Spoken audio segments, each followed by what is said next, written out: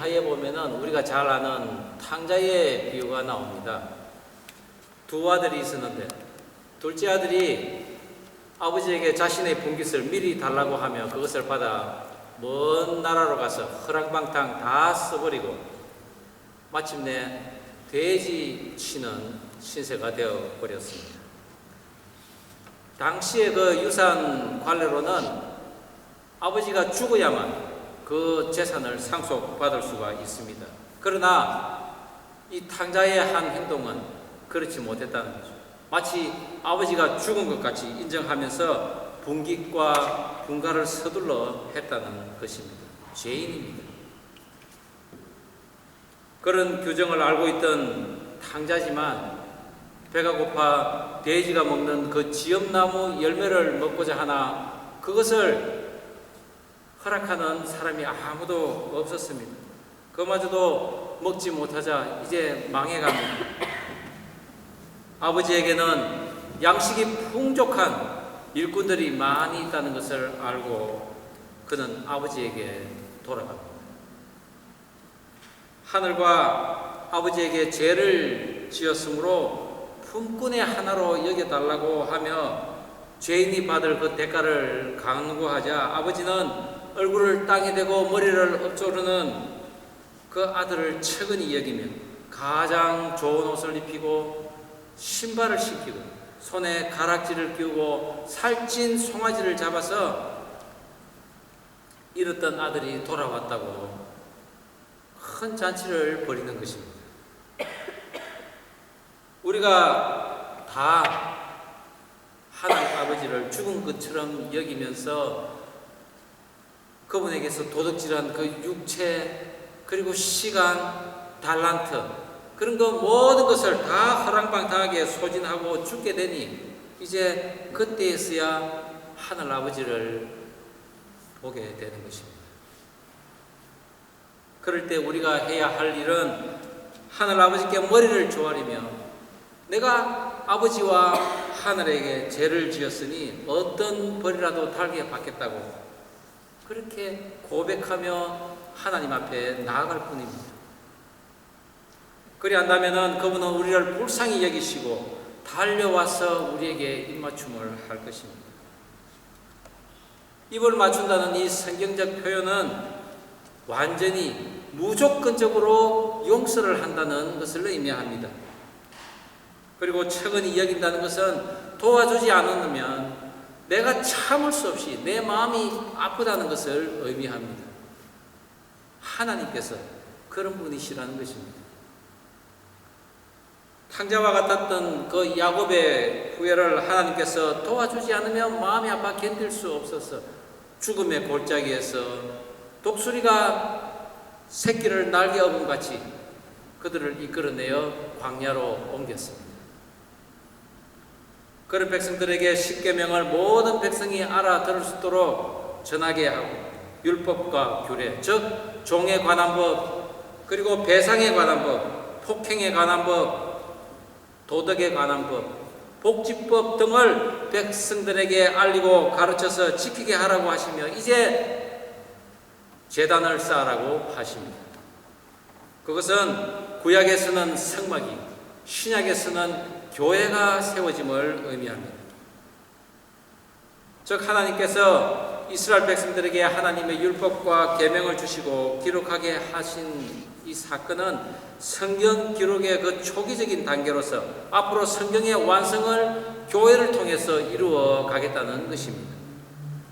우리는 성경이 완성된 시대에 지금 살고 있습니다. 즉 이스라엘 백성들이 하나님의 말씀을 깨닫지 못하고 진노의 자식으로 멸망했음을 우리가 성경을 통해서 알 수 있음으로 해서 우리로 하여금 하나님께서는 살 수 있는 방법을 알려주시는 것입니다. 그것이 오늘 본문의 말씀입니다. 오늘 저는 하나님을 만나면 살 수 있는 것에 대해 너는 산에 올라 내게로 와서 거기 있으라 라는 제목으로 함께 말씀을 나누고자 합니다. 하나님을 만나 살 수 있는 것, 그 첫 번째는 하나님께 제단을 쌓으라고 하십니다. 오늘 본문 4절에서 5절 말씀 다시 한번 한 목소리로 읽어보겠습니다. 시작.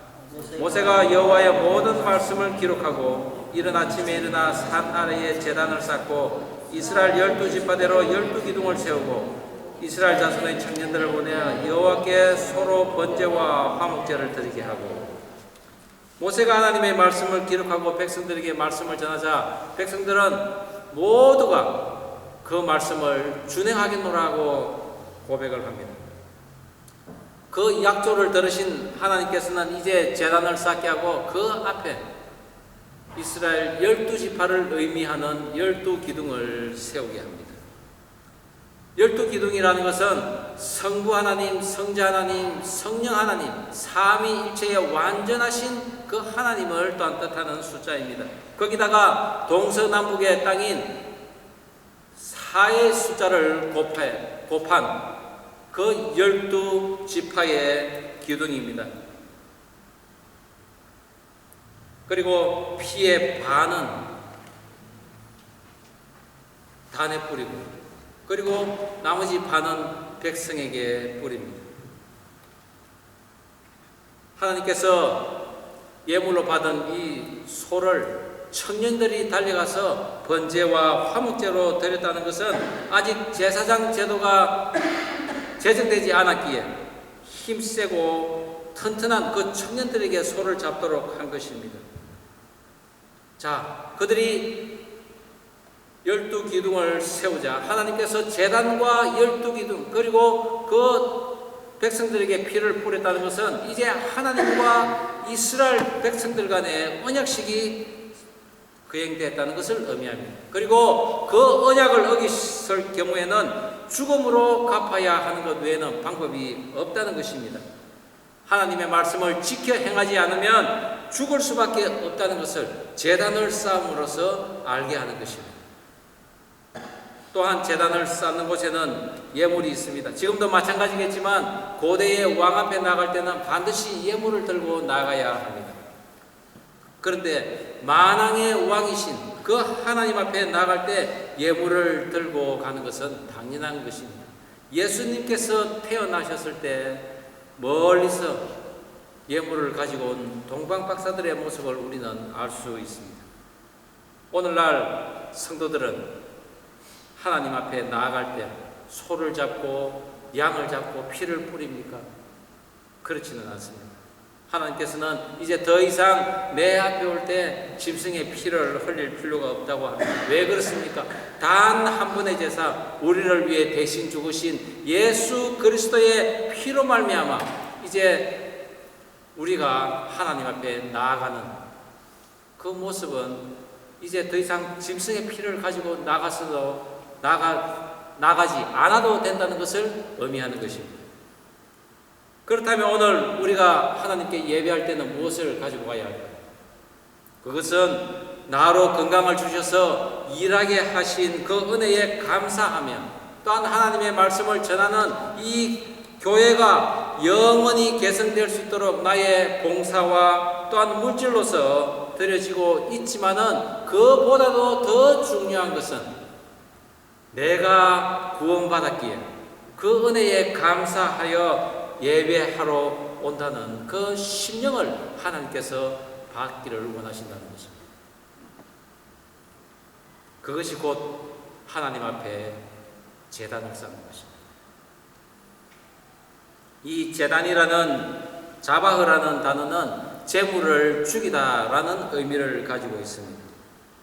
고대의 제단은 돌을 쌓아서 평지보다 좀 높은 곳에 쌓았습니다. 그리고 그 위에 짐승을 죽임으로써 피를 완전히 쏟게 만듭니다. 그리고 짐승을 태웁니다. 노아가 드린 제사가 그랬고 아브라함이 드린 제사가 그랬습니다. 그러나 오늘 하나님께서 명하신 제단은 12지파의 그 기둥을 세우라고 하신 것처럼 좀 더 구체적이고 자세하게 말씀을 하십니다. 이것은 앞으로 우리가 살펴볼 31장까지 우리가 성막의 자세한 식양을 우리가 살펴볼 수 있을 것입니다. 저희 교회가 지난 1년간 창세기를 연구했습니다. 믿음의 조상인 아브라함과 이삭과 그 야곱이 하나님께 쌓은 그 제단은 과연 어떤 의미가 있었는지 우리가 살펴보았습니다. 그 제단은 하나님과의 연합을 위한 제단이었습니다.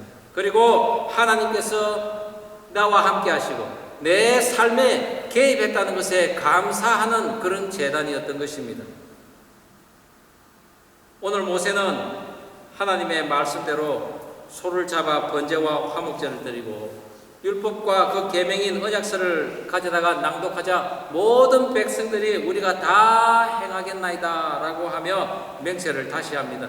당시 이스라엘 백성들이 약 200만 명이라고 하는데 이들이 모두가 그 음성을 정확하게 들으려면은 어떤 장비를 갖추어서 했는지는 모르겠지만 백성들은 그 말씀이 자신들이 마땅히 받아야 하는 말씀인 걸로 생각하고 아마 아멘으로 화답했을 것입니다. 저희가 말씀을 전하기 전에 오늘 본문을 읽는 것처럼 말씀을 크게 소리내어 읽는 이유가 여기 있습니다. 하나님의 말씀은 크게 소리내어 읽을 때 그 공간에 말씀의 울림이 생긴다는 것입니다. 공명이 생기는 것입니다. 그리함으로써 우리의 영혼을 때리고 우리의 영혼을 감동시키는 것입니다. 하나님의 말씀을 읽을 때 언제나 큰 소리로 읽으시기 바랍니다. 이렇게 제단을 쌓으니 하나님을 보게 됩니다. 하나님의 말씀을 낭독하고 제단을 쌓고 피를 뿌린 언약식이 모두 마쳐지자 하나님께서는 모세와 아론과 그의 아들인 나답과 아비후와 그리고 70 장로들을 오게 하여서 하나님의 모습을 보이십니다. 그런데 막상 하나님의 모습을 배웠는데도 불구하고 그들은 하나님을 똑바로 쳐다볼 수 없습니다. 단지 그분 발 아래만 볼 뿐입니다. 하나님의 발 아래는 청옥을 편듯이 마치 하늘과 같이 보였다고 합니다. 이 청옥은 사파이어로서 순결을 의미합니다. 그 어떤 불순한 것도 그분께 가까이 할 수가 없고 우리가 태양을 똑바로 쳐다볼 수 없듯이 그분의 영광이 너무나 찬란해서 그분의 존영을 감히 쳐다볼 수 없는 상황인 것입니다. 이러한 하나님의 존영을 에스겔 선지자는 이렇게 표현하고 있습니다. 내가 보니 그 허리 위의 모양은 단 쇠 같아서 그 속과 주위가 불 같고 내가 보니 그 허리 아래의 모양도 불 같아서 사방으로 광채가 난다고 하고 있습니다. 에스겔 선지자가 말하는 그 하나님의 존영은 많은 눈이 있고 날개가 있고 번개와 우레소리가 있고 회전하는 바퀴의 형상과도 같은 그런 표현은 우리가 이해하기에 너무나 어려운 표현이지만 그만큼 하나님의 위력은 대단하다는 것을 우리는 알 수 있습니다. 그런 하나님께서 오늘 이스라엘 지도자들에게 보이셨는데 그들은 얼굴을 감히 들지 못하고 하나님의 발등만 볼 뿐입니다. 그러나 하나님께서는 그들에게 하나님 앞에서 먹고 마시는 은혜를 베푸셨습니다. 즉 탕자에게 베푸시는 식탁의 교제를 잔치처럼 열어주셨음을 의미하지만 또 다른 뜻은 말씀을 먹는 자는 성령을 마신다는 예수님의 그 완성된 사역이 지금 이루어지고 있음을 우리에게 말씀하고 있습니다. 그런 자들은 하나님 앞에서 죽지도 않고 오히려 먹고 마시는 은혜가 있는 것입니다. 말씀에 복종하여 쌓은 제단에서 하나님을 만날 수 있는 모습, 그것은 곧 성도들이 모인 오늘날의 교회의 모습입니다. 너희는 하나님의 밭이요 하나님의 집이라고 한 이 바울의 말처럼 우리들의 영혼 안에 우리가 각자 지어야 할 제단이 있음을 아시고 각자의 성전을 지어서 하나님과 만나는 그런 은혜가 있기를 주의 이름으로 축원합니다. 하나님을 만나 살 수 있는 것, 그렇게 하나님의 명령대로 제단을 쌓고 나면은 하나님 앞으로 부르십니다. 하나님께서 부르시는 모습을 우리가 오늘 말씀을 다시 한번 읽어보겠습니다. 16절에서 18절 말씀 시작. 여호와의 영광이 신의 산 위에 머무르고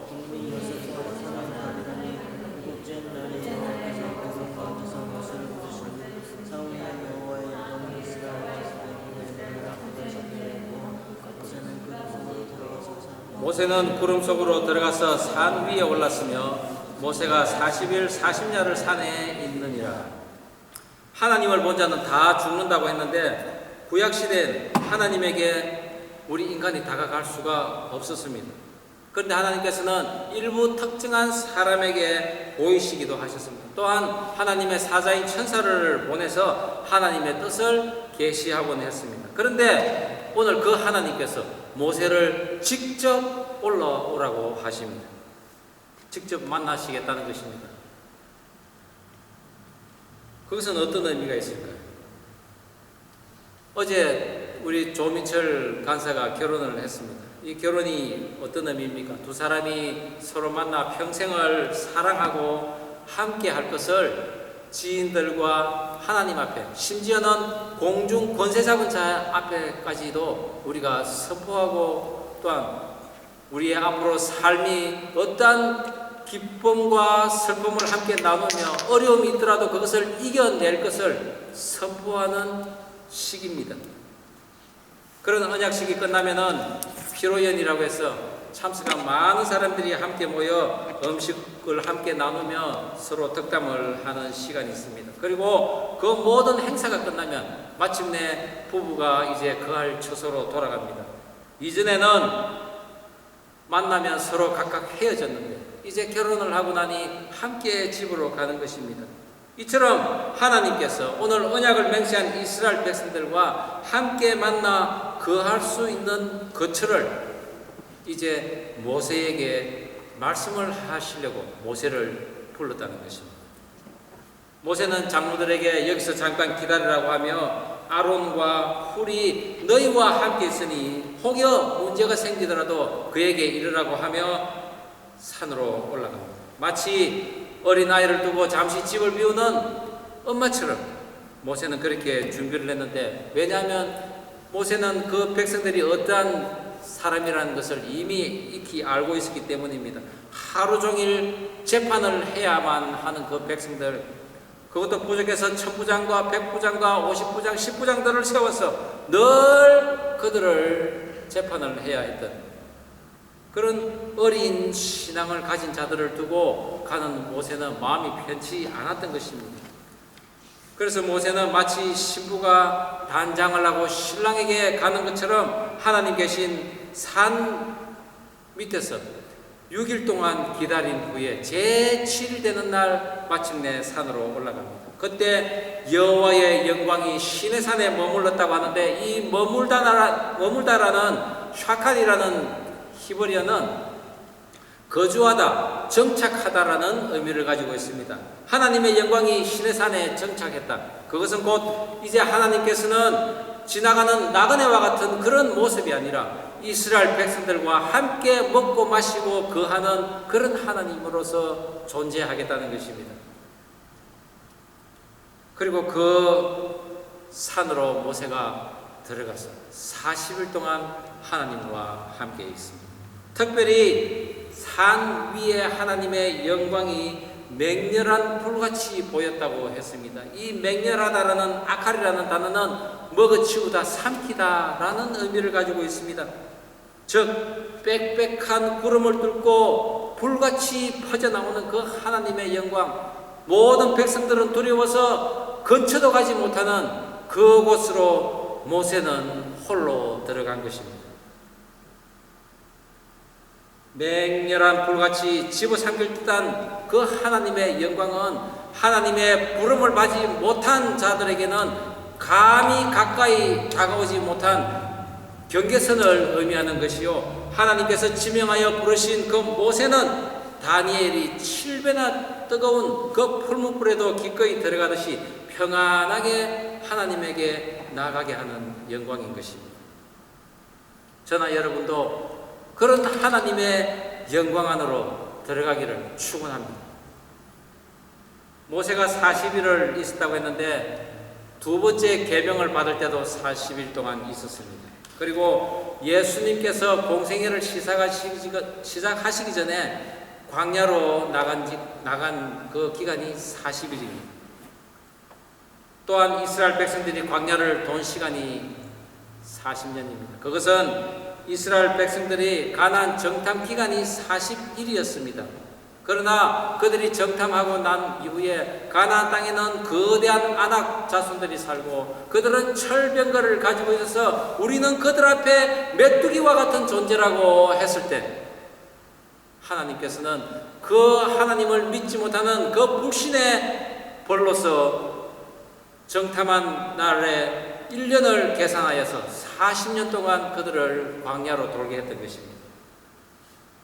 성경에서 이처럼 40이라는 숫자는 시험과 시련의 숫자이기도 하지만 또 한편으로는 새로운 힘을 얻는 생명을 주는 기간이기도 합니다.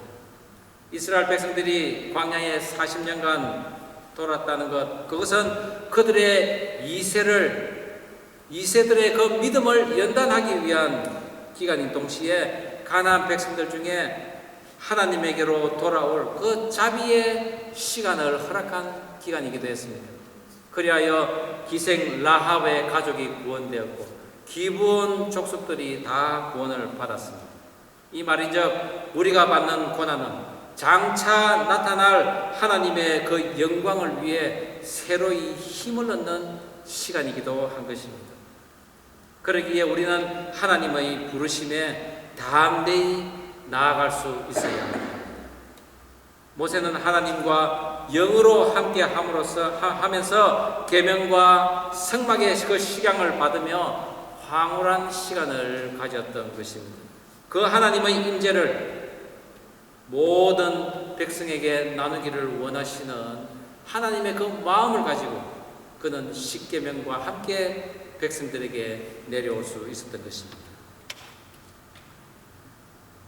이 시간 찬양을 한 곡 부르면 좋겠습니다. 예수 나를 오라. 예수 나를 오라 하네. 예수 나를 오라 하네. 어디든지 주를 따라 주와 같이 가려네. 4절 주가 크신 은혜 내려 나를 항상 돌아보고 많은 영광 보여주며 나와 함께 가시네. 주의 인도하심 따라 주의 인도하심 따라 주의 인도하심 따라 어디든지 주를 따라 주와 같이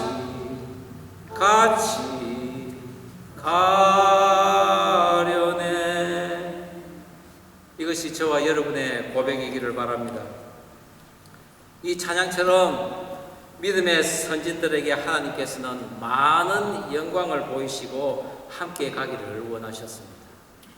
모세에게, 에스겔 선지자에게, 이사야 선지자에게, 바울에게, 그리고 오늘 우리에게도 많은 영광을 보이시기를 원하시며 초청을 하고 계십니다.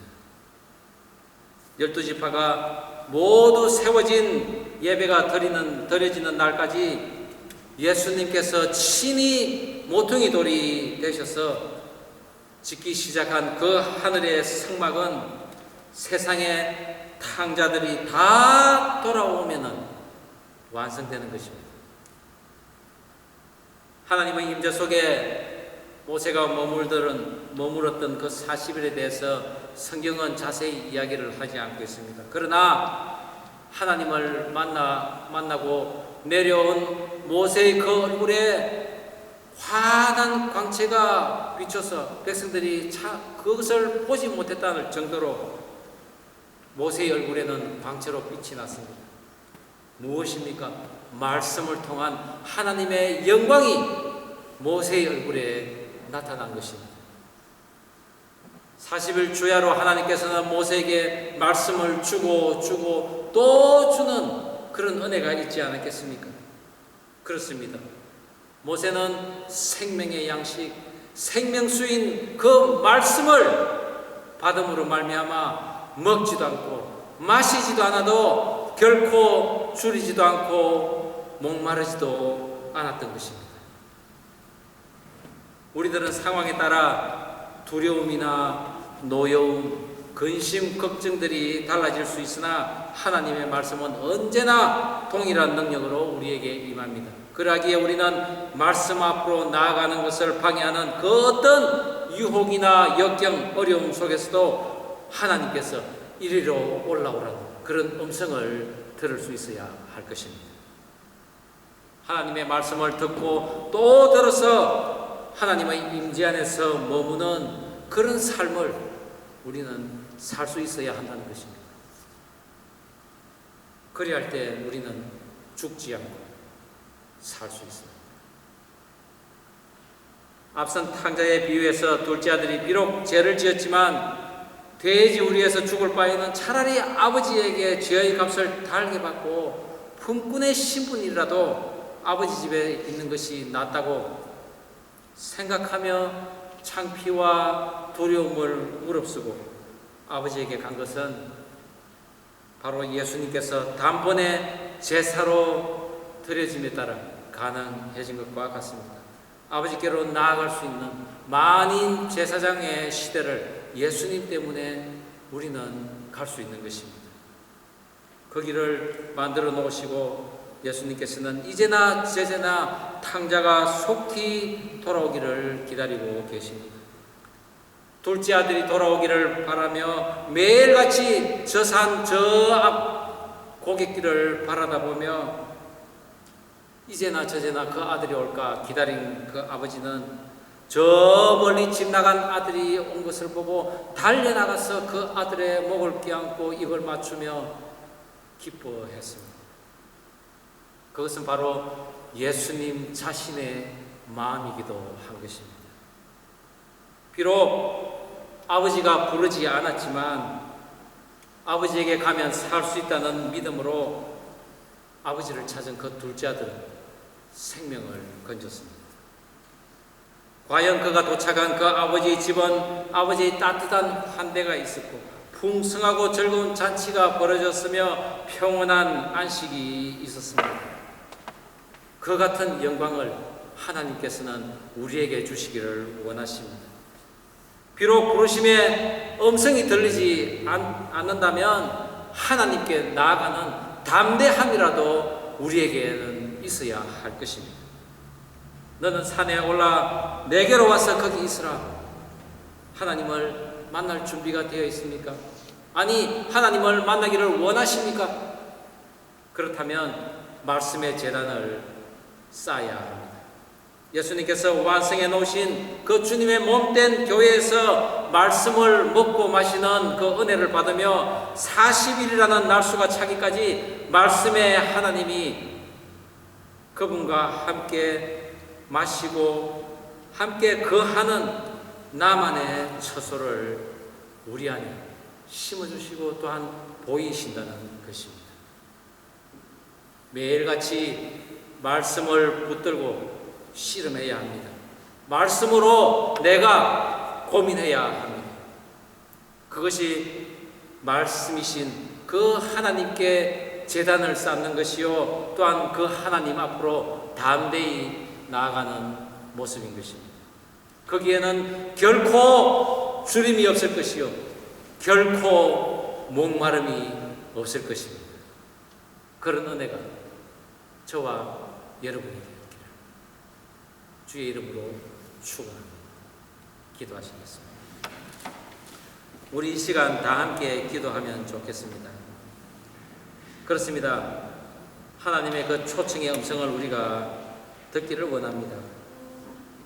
그리고 그 하나님께 제단을 쌓고 변개치 않는 언약을 함으로써 그 하나님과 영원한 연합이 있게 하여 주옵소서. 우리가 기도하면 좋겠습니다. 그 하나님과 함께 거하면서 말씀의 양식을 먹으며 언제나 줄이지 않고 목마르지 않는 그런 은혜가 있게 해달라고 우리가 합심하며 기도하면 좋겠습니다. 기도하시겠습니다. 하나님 아버지 주신 말씀 가슴에 담습니다. 그렇습니다. 너는 산에 올라 내게로 와서 거기 있으라. 하나님의 초청의 음성을 우리가 듣게 하여 주시옵소서. 그래야 하나님 앞에 제단을 쌓는 은혜가 있게 하옵소서. 매일매일 말씀의 제단을 쌓아 하나님 앞에 내려놓을 때 하나님께서는 우리를 보다 더 성결하게 또한 하시며 하나님 앞으로 가까이 오라고 말씀하십니다. 우리가 하나님 앞에 나아갈 때 언제나 말씀, 오늘도 말씀을 주시고 내일도 말씀을 주시고 그 후에도 말씀을 주시는 하나님과 함께 거하는 그런 은혜가 있게 하옵소서. 말씀의 제단을 쌓을 때 하나님과의 연합이 있음을 믿습니다. 하나님께서 주시는 복이 있음을 믿습니다. 우리가 세상 살아가는 그 감사함으로 하나님 앞에 늘 나아갈 수 있도록 도와주시옵소서. 하나님 아버지 주신 말씀 가슴에 담습니다. 너는 산에 올라 내게로 와서 거기 있으라. 하나님의 초청의 음성을 듣게 하여 주시옵소서. 그리하여 하나님께 제단을 쌓고 또한 변개치 않은 그런 언약식을 맺음으로써 하나님과 영원한 연합이 있게 하여 주옵소서. 불같이 모든 것을 삼킬 듯한 그런 하나님의 영광 속으로 우리가 들어가서 그 하나님과 함께 먹고 마시는 은혜가 있게 하여 하옵소서. 그리하여 언제까지나 목마르지 않고 줄이지 않는 그런 하나님의 은혜가 늘 우리의 삶 속에 있게 하여 주시옵소서. 감사드리오며 예수님 이름으로 기도드립니다. 아멘.